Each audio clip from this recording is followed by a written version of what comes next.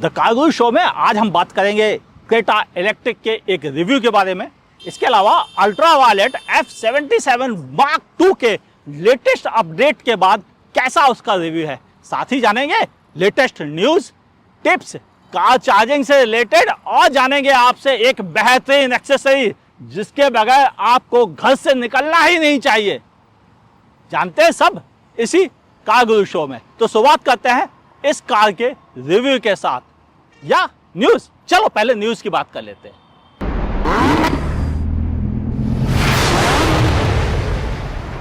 Car गुरु show की शुरुआत करते हैं हम अपने न्यूज सेक्शन से। सबसे बड़ी न्यूज आ रही है Hyundai की तरफ से। Hyundai अपने प्रीमियम लग्जरी ब्रांड जेनेसिस को भारतीय बाजार में लॉन्च करने का प्लान कर रहा है। हमें उम्मीद है कि इस साल के अंत या अगले साल की शुरुआत में जेनेसिस ब्रांड को भारतीय बाजार में लॉन्च किया जा सकता है और यह 2 कारों से एक साथ शुरुआत होगी। अगली न्यूज महिंद्रा की तरफ से। महिंद्रा अपनी सब 4 मीटर SUV जिसका लुक डिफेंडर जैसा कुछ दिख रहा है, उसे 1 सितंबर को भारतीय बाजार में लॉन्च कर रही है। अगली खबर आ रही है निसान की तरफ से। निसान ने अपनी मैग्नाइट का कूरो यानी जापानीज वर्ड जिसमें ऑल ब्लैक को कूरो कह के बुलाया जाता है, उसे लॉन्च किया है भारतीय बाजार में 8,30,000 रुपीज पर। हाँ, यहाँ पर ग्रिल में केवल ब्लैक एडिशन दे रखा गया, कोई क्रोम का इस्तेमाल नहीं किया गया। ओवरऑल देखने में थोड़ी अच्छी तो लग रही है, लेकिन क्या इससे निसान को कुछ सेल में बढ़त मिलेगी? क्योंकि लगातार पिछले 6 महीने से सेल बुरी तरह गिरती चली जा रही है। बढ़े अगली न्यूज की तरफ से। टोयोटा ने अपनी इनोवा के बारे में बताया है कि अब इसे भारतीय बाजार में 20 साल हो चुके। क्या आप जानना चाहते हो जब इनोवा भारतीय बाजार में लॉन्च की गई थी तो उसकी कीमत क्या थी? हाँ, उसकी कीमत स्टार्ट हो रही थी 6,70,000 रुपीज एक्स शोरूम से, और आज कितनी हो गई है मत बात करो भाई। अगली न्यूज की तरफ चलते हैं जो आ रही है टाटा की तरफ से। टाटा ने अपनी हैरियर सफारी के वेरिएंट को शफल कर दिया है। एक नया वेरिएंट एडवेंचर एक्स लॉन्च किया गया जो कि एडास लेवल 2 के साथ आ रहा है। हाँ, अगर आपसे इसके बारे में इंफॉर्मेशन मिस हो गई है, ऊपर आई बटन पर क्लिक करके देख सकते हैं। इसकी कीमत स्टार्ट हो जाती है 18,99,000 हैरियर की और 19,99,000 रुपीज सफारी एडिशन के साथ में। अगली न्यूज विनफास्ट ने इंडिया में अपना प्रोडक्शन शुरू कर दिया है। उसकी फैक्ट्री जो तुथुकुडी तमिलनाडु में है, उसने प्रोडक्शन स्टार्ट कर दिया है और इस स्टार्ट मौके पर तमिलनाडु के मुख्यमंत्री ने अपनी शिरकत की है। ओवरऑल विनफास्ट भारतीय बाजार में ऑलरेडी कई शोरूम्स खोल चुकी है और बहुत जल्दी दिल्ली में भी अपना शोरूम खोलने के लिए तैयार बैठी है। आपका क्या कहना है विनफास्ट के बारे में और उनकी कारों के बारे में? लिखिएगा नीचे कमेंट सेक्शन में। बढ़े अपने अगले सेक्शन में।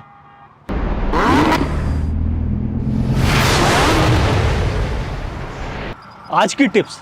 ये सच बात है कि इलेक्ट्रिक कारें पैसे बचाती हैं, मगर ये पैसे कैसे बच सकते हैं, कैसे अपनी इलेक्ट्रिक कार को लॉन्ग टर्म रख सके?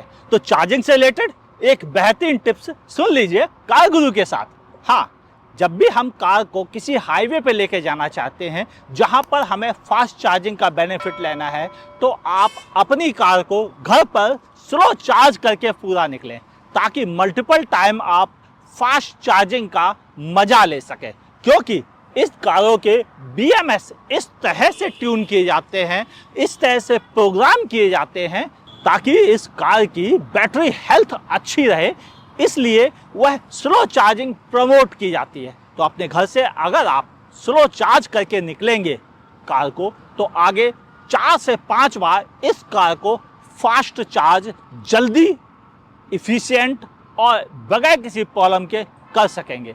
वरना हो सकता है आपको हाईवे पर परेशान होना पड़े अगर आपकी जर्नी 1000 किलोमीटर से ज़्यादा लंबी है। तो घर से स्लो चार्ज करके निकलिए। इसका बेनिफिट, बैटरी लाइफ अच्छी होती है, यानी आसानी से आप इस कार को 15 से 20 साल चला सकेंगे बगैर बैटरी चेंज किए हुए।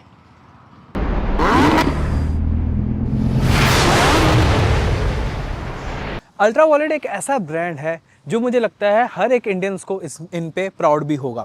अब प्राउड वाली कैसी बातें हैं वो मैं आगे बताऊंगा, क्योंकि ये जो F77 है ना, इसमें ऐसे ऐसे फीचर्स देखने को मिलेंगे जो आप डेफिनेटली कहेंगे कि हाँ, प्राउड करने वाली बात ज़रूर है। क्योंकि यहाँ पर अगर आप देखेंगे आपको एक विज़न देखने को मिलेगा। प्रोटेक्टेड यहाँ पर आपके बिल्कुल फेयरिंग दी गई है अपसाइड डाउन फोक्स में, और आपको यहाँ पर जो पूरा फेयरिंग के साथ साथ ये जो पूरा लुक आ रहा है विद हेडलैम्प, ये भी काफ़ी अच्छा लगता है।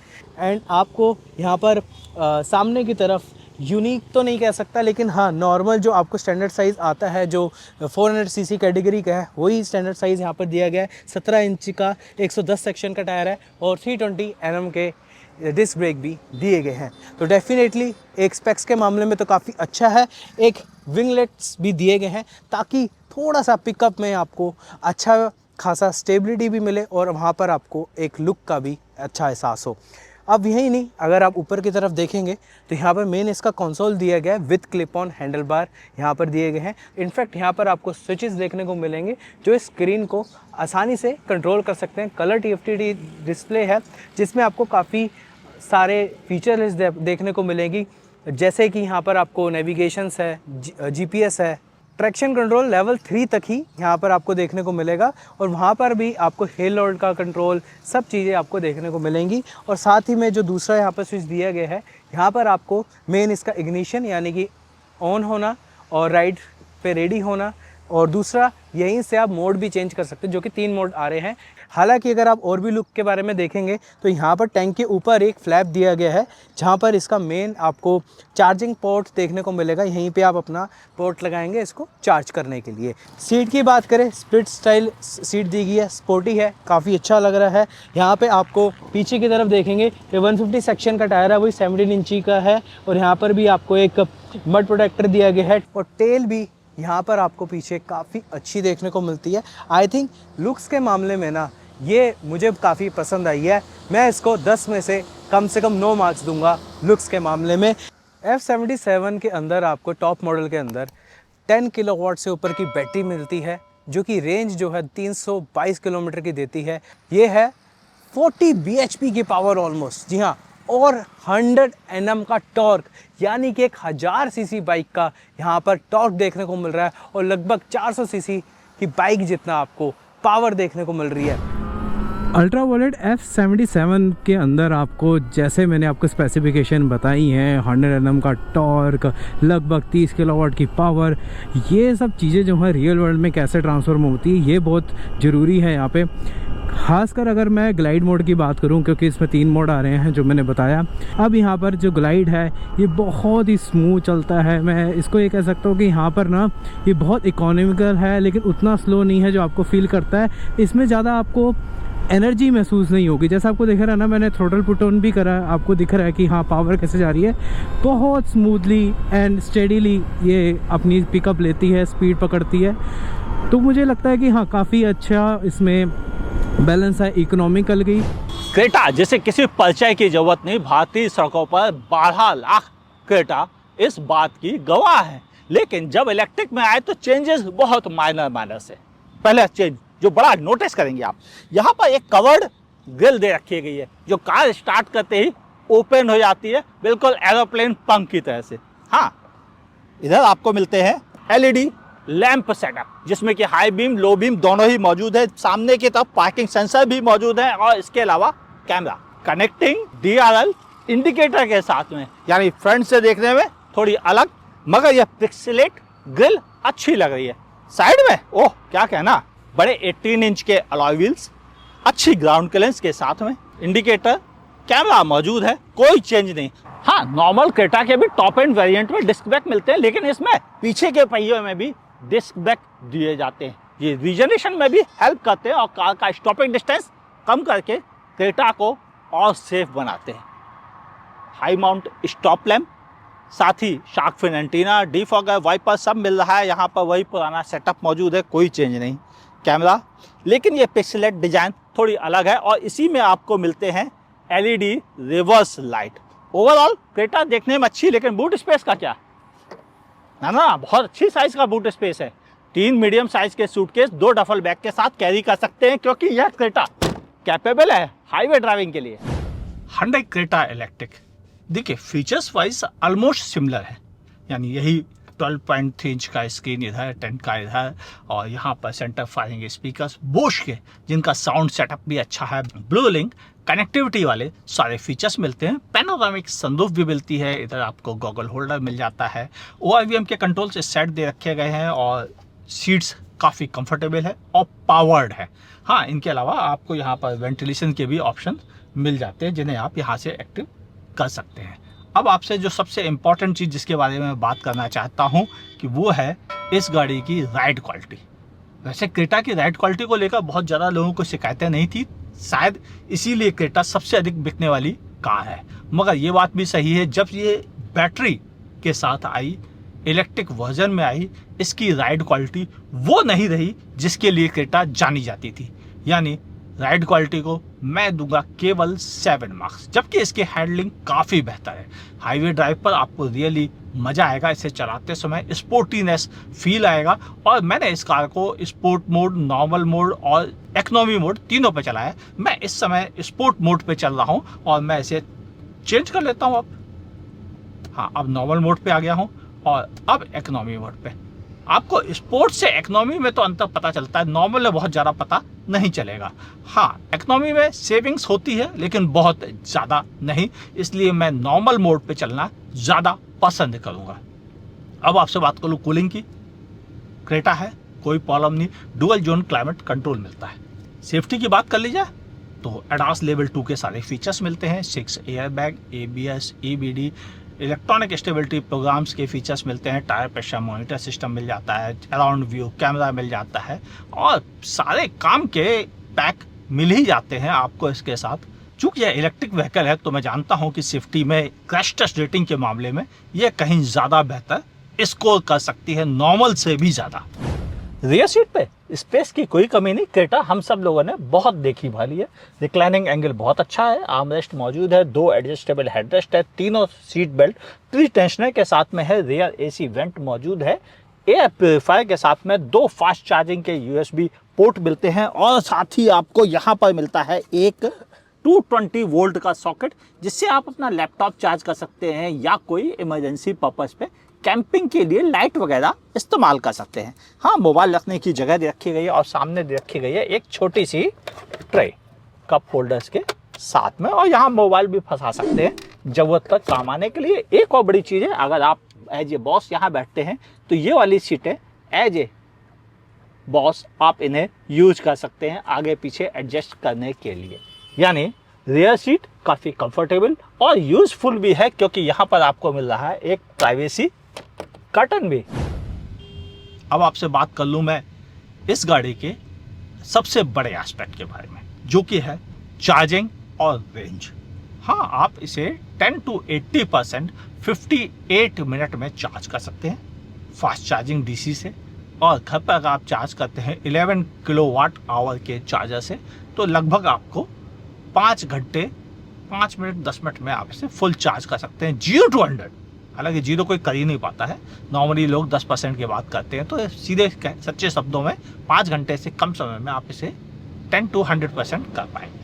और अगर हम बात करें कितनी रेंज देती है तो किस तरह से आप ड्राइव करते हैं इस पर निर्भर करता है। अगर आप इकोनॉमी मोड पे और बहुत अच्छी ड्राइव करते हैं तो 430 किलोमीटर भी खींच लेंगे। मैं इसे लगभग 20 दिन से चला रहा हूँ और समझ सकता हूँ कि 20 दिन में मैंने चार्ज डिस्चार्ज सब कुछ किया है, तो बता रहा हूँ आपको।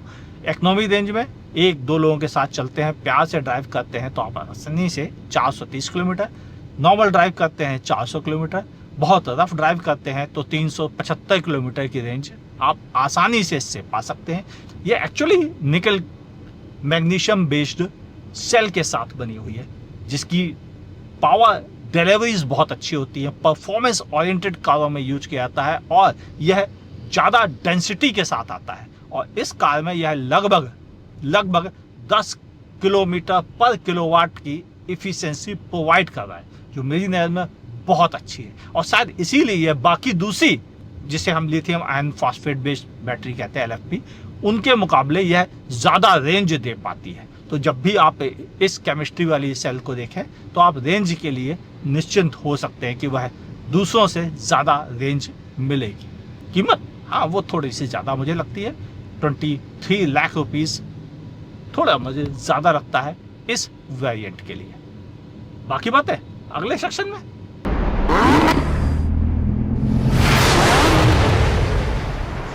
इस सेक्शन में हम बात करते हैं फ्यूल प्राइस आपके शहर में क्या चल रही है। दिल्ली पेट्रोल 94 रुपीज़ 77 पैसा, डीजल 87 रुपीज़ 67 पैसा, CNG 77 रुपीज़ 9 पैसे। मुंबई 103 रुपीज़ 50 पैसा पेट्रोल, 90 रुपीज़ 3 पैसा diesel, 77 rupees CNG। Bangalore petrol 102 rupees 92 पैसा, डीजल 90 रुपीज़ 99 पैसे, CNG 89 रुपीज़। चेन्नई 100 रुपीज़ 80 पैसा पेट्रोल, 92 रुपीज़ 39 पैसा डीजल, 91 रुपीज़ 50 पैसा CNG। पुणे 104 रुपीज़ 8 पैसे पेट्रोल, 90 रुपीज़ 65 पैसा diesel, CNG 92 rupees. Now Ahmedabad 94 rupees 47 पैसा पेट्रोल, 90 रुपीज़ 17 पैसे डीजल, CNG 81 रुपीज़ 38 पैसे। आपके सिटी में क्या रेट चल रहा है लिखिएगा नीचे कमेंट सेक्शन में। बढ़े अगले सेक्शन की तरफ।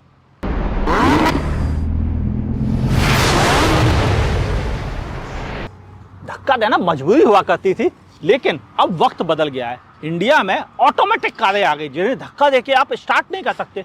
इलेक्ट्रिक कारें तो खैर दूसरा रीजन है, लेकिन इस कंडीशन में आप क्या करोगे अपनी कार को जब उसकी बैटरी डाउन हो जाए? तो हाँ, उसके लिए मेरे पास है आज की एक काम की एक्सरसाइज जो हर कार में होनी ही चाहिए। मैं बात कर रहा हूँ जंपर केबल की। हाँ, ये जंपर केबल उस पर्पस के लिए बहुत अच्छा है जब आपको अपनी कार को चार्ज करना पड़े। रास्ते में अगर कहीं रुक जाए तो आप क्या करें, किसी भी गाड़ी को हाथ देकर उसकी कार की बैटरी से अपनी बैटरी को चार्ज कर लें, इतना कि जितने से यह गाड़ी स्टार्ट हो जाए। बस करना क्या है, आपको दो चीज़ें ध्यान रखनी है। यहाँ पर गलती की गुंजाइश नहीं है। रेड को आप रेड टर्मिनल से जोड़ें, जिसे कि हम पॉजिटिव कहते हैं बैटरी में। अब ध्यान से देखें, ब्लैक वायर जो कि नेगेटिव टर्मिनल है, इसे कार की बॉडी से जोड़े जहां से बैटरी जुड़ी हुई है, ना कि बैटरी टर्मिनल से। फिर इन दोनों को उस कार में पॉजिटिव और नेगेटिव टर्मिनल से जोड़ दें, यानी ये नेगेटिव में जाएगा और वो टर्मिनल पॉजिटिव में जाएगा। 1 मिनट तक वेट करें ताकि उस पावर से ये वाली बैटरी थोड़ी सी चार्ज हो जाए। फिर उसके बाद सेल्फ दीजिए, आपकी गाड़ी स्टार्ट हो जाएगी। अब गाड़ी स्टार्ट हो गई, बस क्या करना है, 1 मिनट से पहले ही नेगेटिव टर्मिनल को अलग कीजिए और इसको वायर को दूर कीजिए, और अब आप पॉजिटिव से हटाइए और दूसरी गाड़ी के पॉजिटिव से हटाइए। आपकी गाड़ी को स्टार्ट रखिए।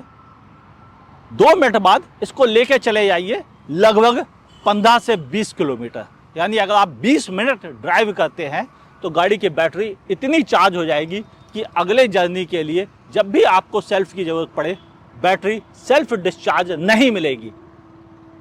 उम्मीद है ये एक एक्सरसाइज जो बड़े काम की भी है, मैंने आज से 12 साल पहले परचेज़ की थी।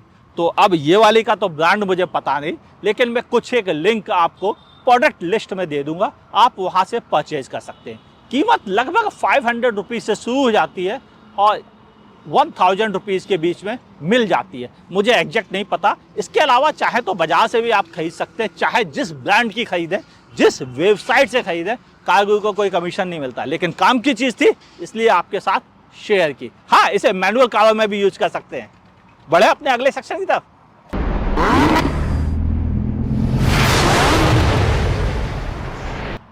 द कारगुरु शो का यह एपिसोड आपको कैसा लगा? हमने इस एपिसोड में आपके साथ शेयर की एक्सेसरीज जो कि जंपर केबल के नाम से जानी जाती है, आपको कैसी लगी? इसके अलावा टिप्स में आपको क्या पसंद आया? साथ ही मुझे ये भी बताइए, इन दोनों रिव्यूज में जो कि इस कार का और एक इलेक्ट्रिक 2 व्हीलर का रहा, ultra violet F77 Mark II, जिसे रैकॉन कह के बुलाया जाता है, कैसा लगा? लिखिएगा नीचे कमेंट सेक्शन में। और इस न्यूज़ सेक्शन से आपको किस न्यूज़ से ज़्यादा उम्मीदें हो गई हैं, वह भी लिखना ना भूलिएगा। अगर शो पसंद आया लाइक कीजिए, नहीं पसंद आया डिसलाइक करने में संकोच ना करें। फेसबुक पर देख रहे हैं तो लाइक, फॉलो, और यूट्यूब पर सब्सक्राइब और नोटिफिकेशन ऑन कीजिए। और देखते रहिए कारगुरु शो।